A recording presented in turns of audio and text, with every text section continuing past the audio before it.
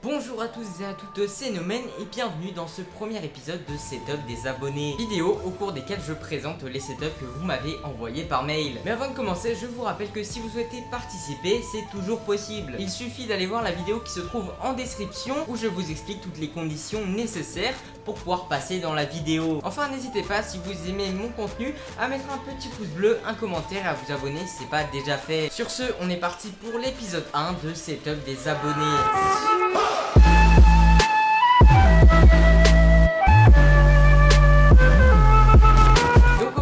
De temps avec le setup d'Hugo qui m'écrit: bonjour, je suis actuellement youtubeur streamer et le setup que je te présente est encore en amélioration. Donc son écran est un Lenovo Legion Y25F10. Voilà, les références des écrans, vous le savez, c'est toujours beaucoup trop chiant. Donc c'est un écran 24 pouces avec une dalle TN Full HD et un taux de rafraîchissement de 144 images par seconde. Il a un taux de réponse de 1 milliseconde, donc c'est vraiment idéal pour jouer à des jeux compétitifs. Dans son mail, il m'indique qu'il compte en acheter un deuxième et mettre le tout sur un bras Amazon, qui, comme tous les produits que je présente dans cette vidéo, seront en description. Au niveau des périphériques, on est sur du full Razer avec comme souris la Lens-E TE, je sais pas si je le prononce bien. Donc elle possède 9 boutons programmables, 16 000 de DPI et c'est également une souris ambidextre. Le clavier, lui, est à membrane, il s'agit du Synosa Chroma qui, comme son nom l'indique, est compatible avec Razer Chroma et peut donc être rétro-éclairé tout comme la souris. Il possède en casque le Kraken TE qui, je trouve, en termes de son et de confort est un assez bon produit, mais niveau du micro, je trouve que des marques comme HyperX ou Logitech font bien mieux. Enfin, on passe au PC que je trouve personnellement magnifique. Dedans, on trouve donc une carte mère ASRock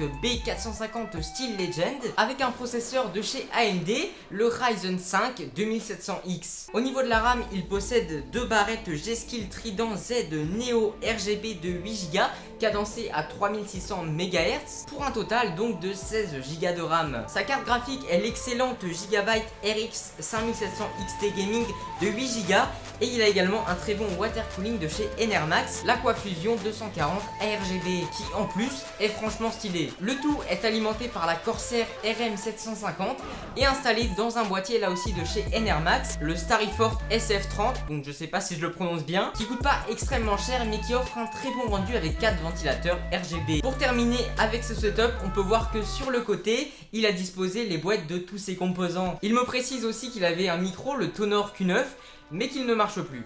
Voilà. Il a donc une chaîne Twitch et une chaîne YouTube que je vous mets en description, donc n'hésitez pas à aller faire un tour pour le soutenir. On a donc terminé avec ce très bon premier setup. Et on enchaîne sans perdre de temps avec le deuxième setup de Lucas.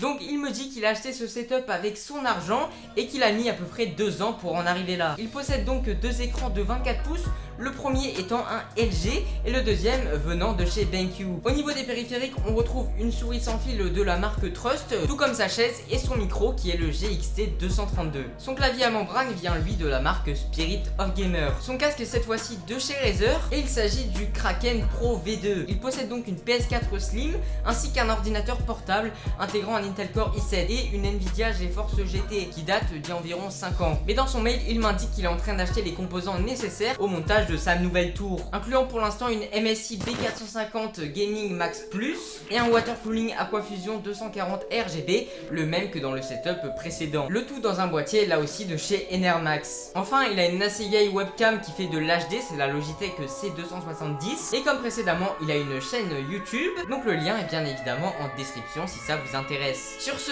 on attaque déjà avec le troisième et dernier setup qui est celui de James.